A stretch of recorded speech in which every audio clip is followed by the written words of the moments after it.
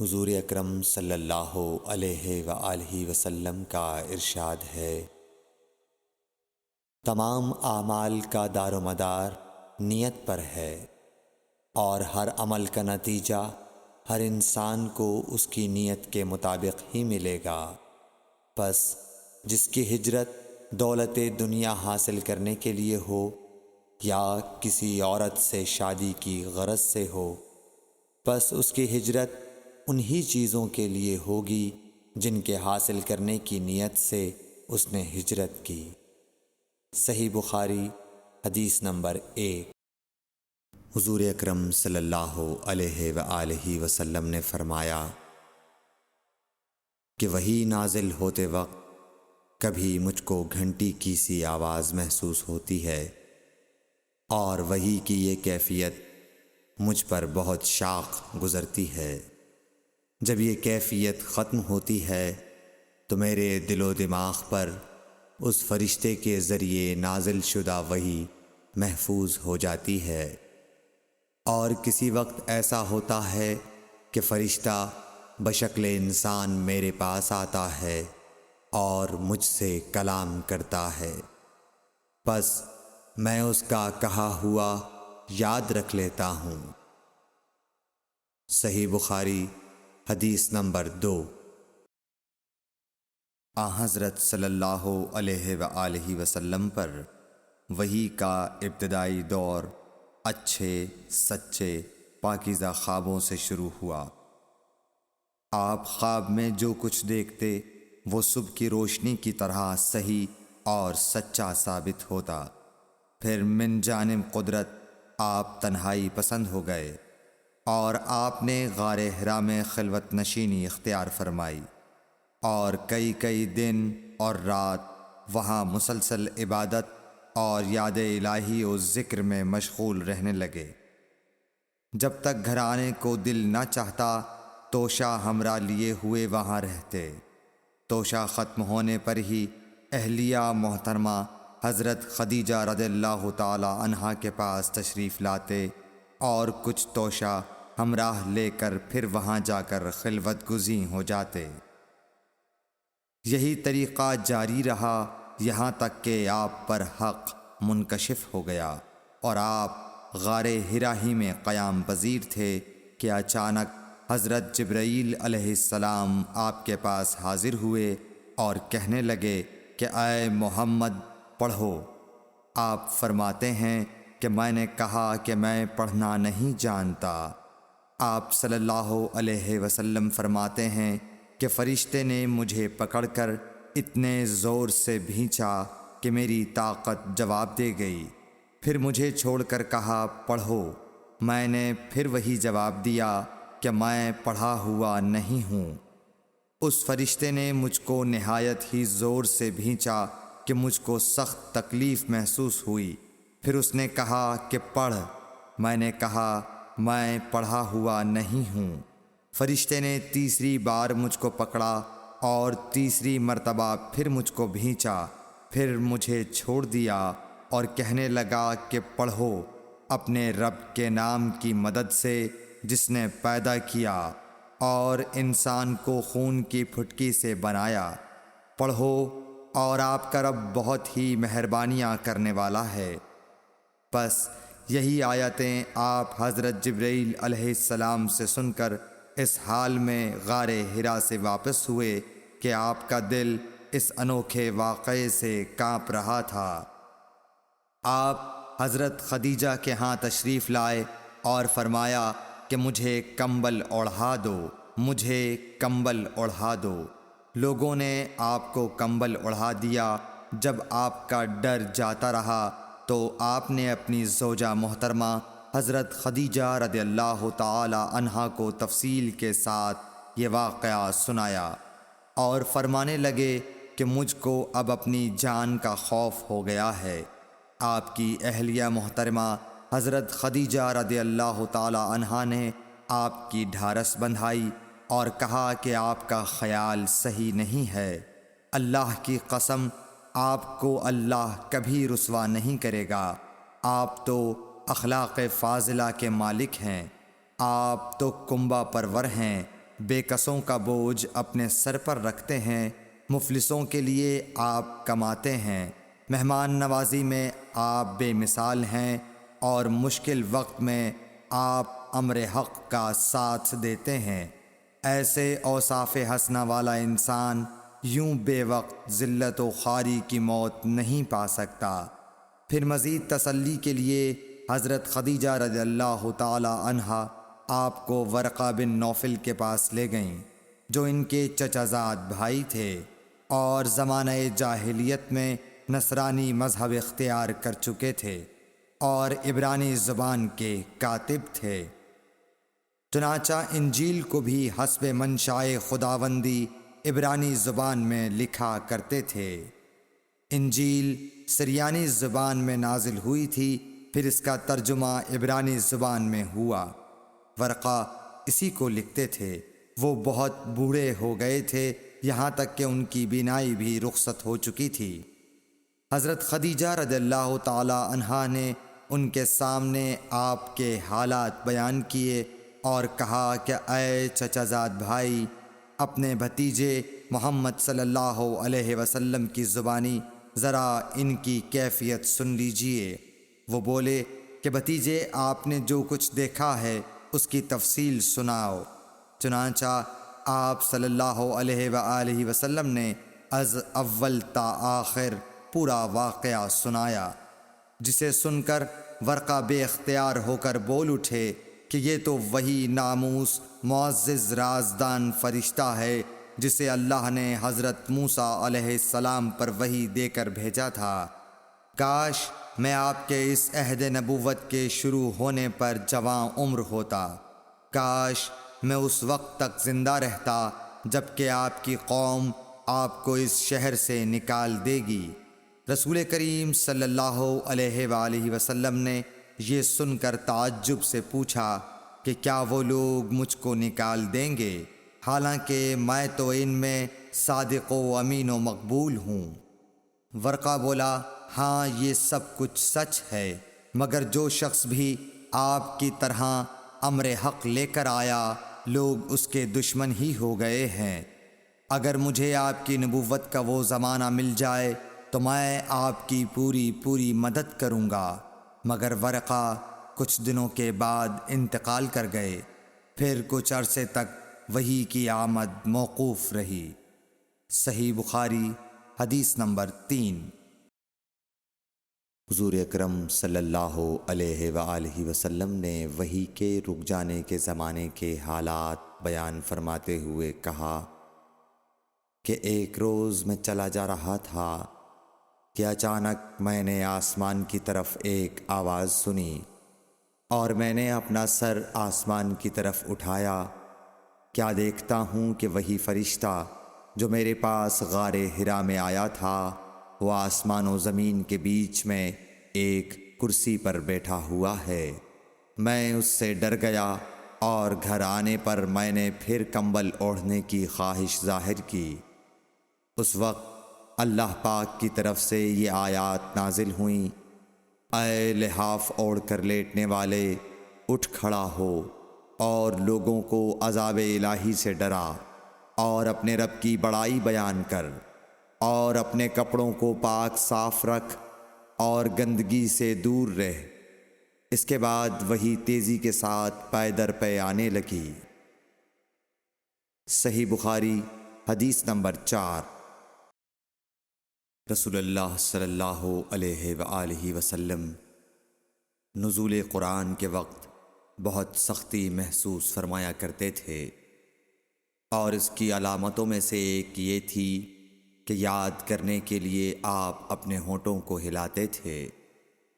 ابن عباس رضی اللہ تعالیٰ عنہ نے کہا، میں اپنے ہونٹوں کو ہلاتا ہوں جس طرح آپ ہلاتے تھے۔ سعید کہتے ہیں، میں بھی اپنے ہونٹ ہلاتا ہوں جس طرح ابن عباس رضی اللہ تعالیٰ عنہ کو میں نے ہلاتے دیکھا۔ پھر انہوں نے اپنے ہونٹ ہلائے۔ ابن عباس رضی اللہ تعالیٰ عنہ نے کہا، پھر یہ آیت اتری کہ اے محمد، قرآن کو جلد جلد یاد کرنے کے لیے اپنی زبان نہ ہلاؤ، اس کا جمع کر دینا اور پڑھا دینا ہمارا ذمہ ہے۔ حضرت ابن عباس رضی اللہ تعالی عنہ کہتے ہیں، یعنی قرآن آپ صلی اللہ علیہ وآلہ وسلم کے دل میں جما دینا اور پڑھا دینا ہمارے ذمے ہے۔ پھر جب ہم پڑھ چکے تو اس پڑھے ہوئے کی اتباع کرو۔ ابن عباس رضی اللہ تعالی عنہ فرماتے ہیں، اس کا مطلب یہ ہے آپ اس کو خاموشی کے ساتھ سنتے رہو، اس کے بعد مطلب سمجھا دینا ہمارے ذمے ہے۔ پھر یقیناً یہ ہماری ذمہ داری ہے کہ آپ اس کو پڑھو، یعنی اس کو محفوظ کر سکو۔ چنانچہ اس کے بعد جب آپ کے پاس حضرت جبرائیل علیہ السلام وحی لے کر آتے تو آپ توجہ سے سنتے۔ جب وہ چلے جاتے تو رسول اللہ صلی اللہ علیہ وسلم اس وحی کو اس طرح پڑھتے جس طرح حضرت جبرائیل علیہ السلام نے اسے پڑھا تھا۔ صحیح بخاری حدیث نمبر 5۔ رسول اللہ صلی اللہ علیہ وآلہ وسلم سب لوگوں سے زیادہ جواد سخی تھے، اور رمضان میں دوسرے اوقات کے مقابلے میں جب جبرائیل علیہ السلام آپ صلی اللہ علیہ وآلہ وسلم سے ملتے بہت ہی زیادہ جود و کرم فرماتے۔ جبرائیل علیہ السلام رمضان کی ہر رات میں آپ صلی اللہ علیہ وآلہ وسلم سے ملاقات کرتے اور آپ کے ساتھ قرآن کا دورہ کرتے۔ غرض حضرت صلی اللہ علیہ وآلہ وسلم لوگوں کو بھلائی پہنچانے میں بارش لانے والی ہوا سے بھی زیادہ جود و کرم فرمایا کرتے تھے۔ صحیح بخاری حدیث نمبر 6۔ ہرقل شاہ روم نے قریش کے قافلے میں ایک آدمی بلانے کو بھیجا، اور اس وقت یہ لوگ تجارت کے لیے ملک شام گئے ہوئے تھے، اور یہ وہ زمانہ تھا جب رسول اللہ صلی اللہ علیہ وسلم نے قریش اور ابو سفیان سے ایک وقتی عہد کیا ہوا تھا۔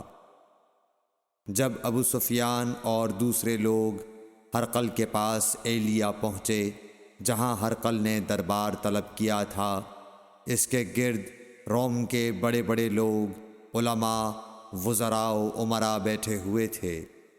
ہرقل نے ان کو اور اپنے ترجمان کو بلوایا، پھر ان سے پوچھا کہ تم میں سے کون شخص مدعی رسالت کا زیادہ قریبی عزیز ہے؟ ابو سفیان کہتے ہیں کہ میں بول اٹھا کہ میں اس کا سب سے زیادہ قریبی رشتہ دار ہوں۔ یہ سن کر ہرقل نے حکم دیا کہ اس ابو سفیان کو میرے قریب لا کر بٹھاؤ اور اس کے ساتھیوں کو اس کی پیٹھ کے پیچھے بٹھا دو۔ پھر اپنے ترجمان سے کہا کہ ان لوگوں سے کہہ دو کہ میں ابو سفیان سے اس شخص یعنی محمد صلی اللہ علیہ وسلم کے حالات پوچھتا ہوں، اگر یہ مجھ سے کسی بات میں جھوٹ بول دے تو تم اس کا جھوٹ ظاہر کر دینا۔ ابو سفیان کا قول ہے کہ خدا کی قسم اگر مجھے یہ غیرت نہ آتی کہ یہ لوگ مجھ کو جھٹلائیں گے تو میں آپ صلی اللہ علیہ وسلم کی نسبت ضرور غلط گوئی سے کام لیتا۔ خیر، پہلی بات جو ہرقل نے مجھ سے پوچھی وہ یہ کہ اس شخص کا خاندان تم لوگوں میں کیسا ہے؟ میں نے کہا وہ تو بڑے اونچے عالی نسب والے ہیں۔ کہنے لگا اس سے پہلے بھی کسی نے تم لوگوں میں ایسی بات کہی تھی؟ میں نے کہا نہیں۔ کہنے لگا اچھا اس کے بڑوں میں کوئی بادشاہ ہوا ہے؟ میں نے کہا نہیں۔ پھر اس نے کہا بڑے لوگوں نے اس کی پیروی اختیار کی ہے یا کمزوروں نے؟ میں نے کہا نہیں، کمزوروں نے۔ پھر کہنے لگا اس کے تابعدار روز بڑھتے جاتے ہیں یا کوئی ساتھی پھر بھی جاتا ہے؟ میں نے کہا نہیں۔ کہنے لگا کیا اپنے اس دعوی نبوت سے پہلے کبھی کسی بھی موقع پر اس نے جھوٹ بولا ہے؟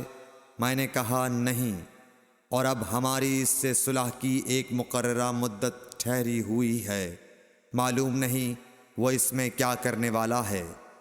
ابو سفیان کہتے ہیں میں اس بات کے سوا اور کوئی جھوٹ اس گفتگو میں شامل نہ کر سکا۔ ہرقل نے کہا کیا تمہاری اس سے کبھی لڑائی بھی ہوئی ہے؟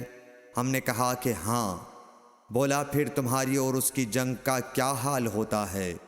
میں نے کہا لڑائی ڈول کی طرح ہے، کبھی وہ ہم سے میدان جنگ جیت لیتے ہیں اور کبھی ہم ان سے جیت لیتے ہیں۔ ہرقل نے پوچھا وہ تمہیں کس بات کا حکم دیتا ہے؟ میں نے کہا وہ کہتا ہے کہ صرف ایک اللہ ہی کی عبادت کرو، اس کا کسی کو شریک نہ بناؤ، اور اپنے باپ دادا کی شرک کی باتیں چھوڑ دو، اور ہمیں نماز پڑھنے، سچ بولنے، پرہیزگاری اور صلہ رحمی کا حکم دیتا ہے۔ یہ سب سن کر پھر ہرقل نے اپنے ترجمان سے کہا کہ ابو سفیان سے کہہ دے کہ میں نے تم سے اس کا نسب پوچھا تو تم نے کہا کہ وہ ہم سے عالی نسب ہے، اور پیغمبر اپنی قوم میں عالی نسب ہی بھیجے جایا کرتے ہیں۔ میں نے تم سے پوچھا کہ دعویٰ نبوت کی یہ بات تمہارے اندر اس سے پہلے کسی اور نے بھی کہی تھی، تو تم نے جواب دیا کہ نہیں۔ تب میں نے اپنے دل میں کہا کہ اگر یہ بات اس سے پہلے کسی اور نے کہی ہوتی تو میں سمجھتا کہ اس شخص نے بھی اسی بات کی تقلید کی ہے جو پہلے کہی جا چکی ہے۔ میں نے تم سے پوچھا کہ اس کے بڑوں میں کوئی بادشاہ بھی گزرا ہے، تو تم نے کہا کہ نہیں۔ تو میں نے دل میں کہا کہ ان کے بزرگوں میں سے کوئی بادشاہ ہوا ہوگا تو کہہ دوں گا کہ وہ شخص اس بہانے اپنے آباء و اجداد کی بادشاہت اور ان کا ملک دوبارہ حاصل کرنا چاہتا ہے۔ اور میں نے تم سے پوچھا کہ اس بات کے کہنے یعنی پیغمبری کا دعویٰ کرنے سے پہلے تم نے کبھی اس کو دروغ گوئی کا الزام لگایا ہے؟ تم نے کہا کہ نہیں۔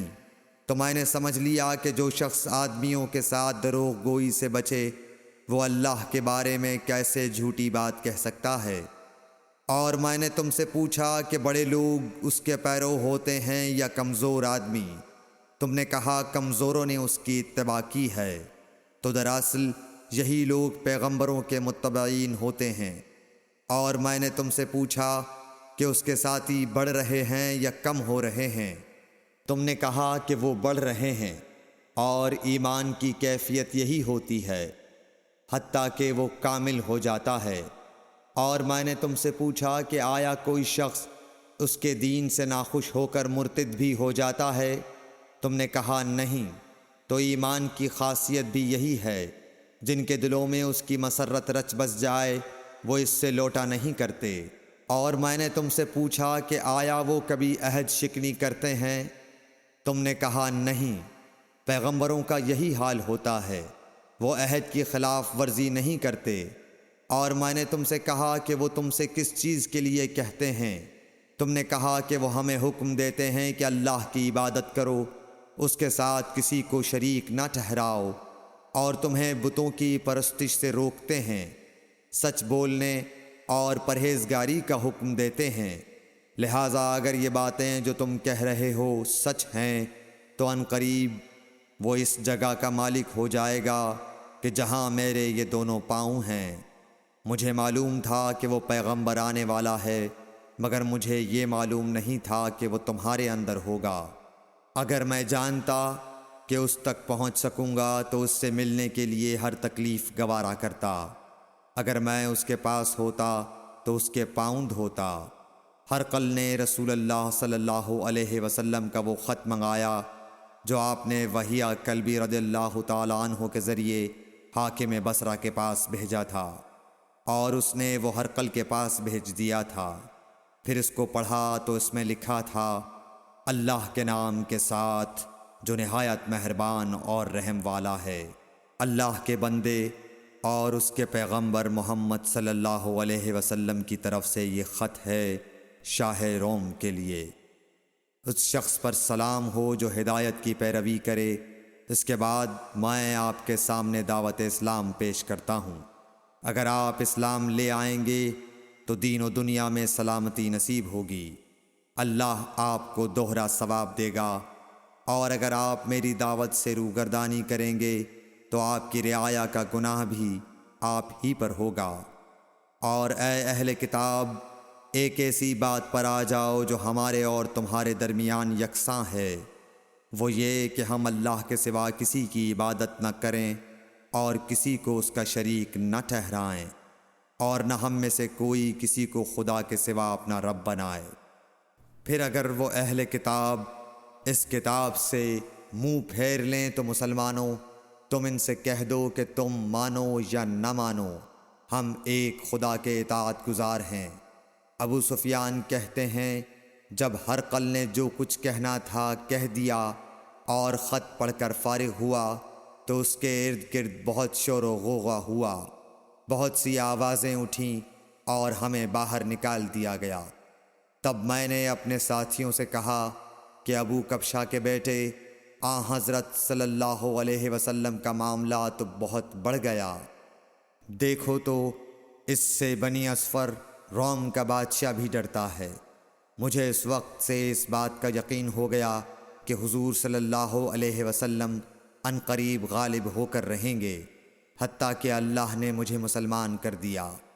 راوی کا بیان ہے کہ ابن ناطور ایلیا کا حاکم ہرقل کا مصاحب اور شام کے نصارہ کا لاٹ پادری بیان کرتا تھا کہ ہرقل جب ایلیا آیا ایک دن صبح کو پریشان اٹھا تو اس کے درباریوں نے دریافت کیا کہ آج ہم آپ کی حالت بدلی ہوئی پاتے ہیں، کیا وجہ ہے؟ ابن ناطور کا بیان ہے کہ ہرقل نجومی تھا، علم نجوم میں وہ پوری مہارت رکھتا تھا۔ اس نے اپنے ہم نشینوں کو بتایا کہ میں نے آج رات ستاروں پر نظر ڈالی تو دیکھا کہ ختنہ کرنے والوں کا بادشاہ ہمارے ملک پر غالب آ گیا ہے۔ بھلا اس زمانے میں کون لوگ ختنہ کرتے ہیں؟ انہوں نے کہا کہ یہود کے سوا کوئی ختنہ نہیں کرتا، سو ان کی وجہ سے پریشان نہ ہوں۔ سلطنت کے تمام شہروں میں یہ حکم لکھ بھیجیے کہ وہاں جتنے یہودی ہوں سب قتل کر دیے جائیں۔ وہ لوگ انہی باتوں میں مشغول تھے کہ ہرقل کے پاس ایک آدمی لایا گیا جسے شاہ غسان نے بھیجا تھا۔ اس نے رسول اللہ صلی اللہ علیہ وسلم کے حالات بیان کیے۔ جب ہرقل نے سارے حالات سن لیے تو کہا کہ جا کر دیکھو وہ ختنہ کیے ہوئے ہے یا نہیں۔ انہوں نے اسے دیکھا تو بتلایا کہ وہ ختنہ کیا ہوا ہے۔ ہرقل نے جب اس شخص سے عرب کے بارے میں پوچھا تو اس نے بتلایا کہ وہ ختنہ کرتے ہیں۔ تب ہرقل نے کہا کہ یہی محمد صلی اللہ علیہ وسلم اس امت کے بادشاہ ہیں جو پیدا ہو چکے ہیں۔ پھر اس نے اپنے ایک دوست کو رومیہ خط لکھا اور وہ بھی علم نجوم میں ہرقل کی طرح ماہر تھا۔ پھر وہاں سے ہرقل حمص چلا گیا۔ ابھی حمص سے نکلا نہیں تھا کہ اس کے دوست کا خط اس کے جواب میں آ گیا۔ اس کی رائے بھی حضور صلی اللہ علیہ وسلم کے ظہور کے بارے میں ہرقل کے موافق تھی کہ محمد صلی اللہ علیہ وسلم واقعی پیغمبر ہیں۔ اس کے بعد ہرقل نے روم کے بڑے آدمیوں کو اپنے حمص کے محل میں طلب کیا اور اس کے حکم سے محل کے دروازے بند کر لیے گئے۔ پھر وہ اپنے خاص محل سے باہر آیا اور کہا، اے روم والو، کیا ہدایت اور کامیابی میں کچھ حصہ تمہارے لیے بھی ہے؟ اگر تم اپنی سلطنت کی بقا چاہتے ہو تو پھر اس نبی صلی اللہ علیہ وسلم کی بیعت کر لو اور مسلمان ہو جاؤ۔ یہ سننا تھا کہ پھر لوگ وحشی گدھوں کی طرح دروازوں کی طرف دوڑے، مگر انہیں بند پایا۔ آخر جب ہرقل نے اس بات سے ان کی یہ نفرت دیکھی اور ان کے ایمان لانے سے مایوس ہو گیا تو کہنے لگا کہ ان لوگوں کو میرے پاس لاؤ۔ جب وہ دوبارہ آئے تو اس نے کہا، میں نے جو بات کہی تھی اس سے تمہاری دینی پختگی کی آزمائش مقصود تھی، سو وہ میں نے دیکھ لی۔ تب یہ بات سن کر وہ سب کے سب اس کے سامنے سجدے میں گر پڑے اور اس سے خوش ہو گئے۔ بالآخر ہرقل کی آخری حالت یہی رہی۔ صحیح بخاری حدیث نمبر 7۔